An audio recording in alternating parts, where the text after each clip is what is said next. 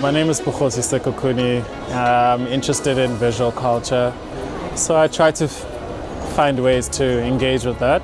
Initially, I was interested in representation of Black people in media and in culture and in visual culture, because it really wasn't and isn't a culture that sort of, I think, represents or can be representative of like a positive picture of Africans' humanity, basically.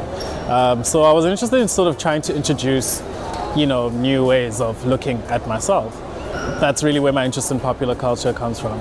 I'm currently really engaged with expanding on my idea of what it means to be human, the possibilities for humanity, especially for Africans.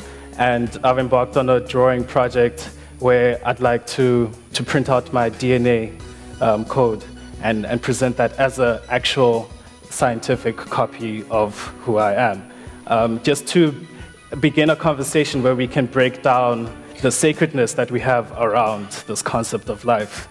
Mostly as a personal effort to sort of redefine what it is and maybe really continue to reimagine an African identity outside of Afrofuturist wishy-washiness. When you grow up as a young Black person and like nothing in your entertainment and in your everyday mythologies, you don't really see yourself as reflected back to you. All the male protagonists in my life in movies and in entertainment have always been like, it's always this white American male, and that actually I think has like an impact on your psychological makeup growing up.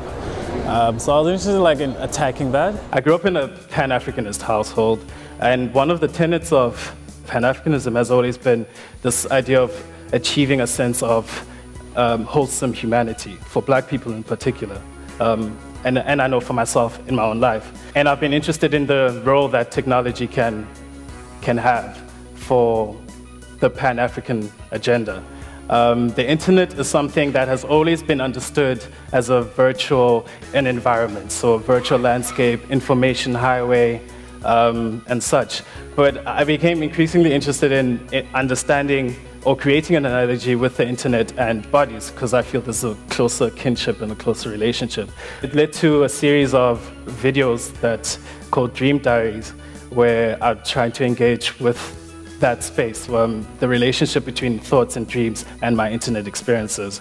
The Dream Diaries themselves really look at this idea of national consciousness and the idea that presidencies can be linked to the national consciousness and experience and cultural expressions of a community. So with Mandela, you have this idea of the African dream, and that really expressed itself a lot in our culture. It was something, there was an almost demented euphoria in the early 90s around this time, and you have people like Vicky Sampson making songs like My African Dream to capture the zeitgeist. I like to write a lot about my ideas.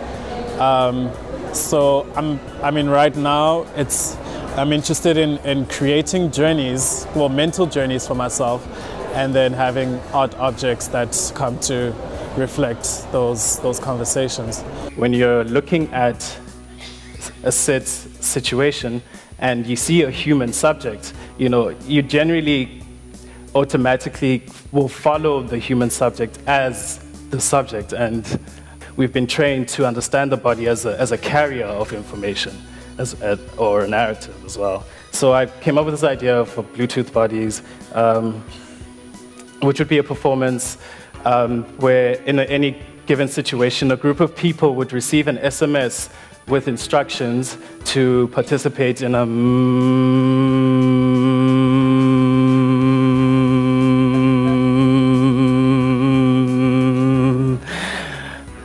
type of thing. And it's a way for me to sort of tackle with the idea of what it means to, for a more wholesome experience for the observer of performance artwork. It's always great to see ideas that you have been thinking about and grappling with in your own personal capacity being, manifested in the way that it has, like with 89 plus. It's something I really appreciate, because I think now you have a collective of like people thinking about this subject, and it can only just like spur on new and better, you know, progressions of the discourse. So I'm really excited.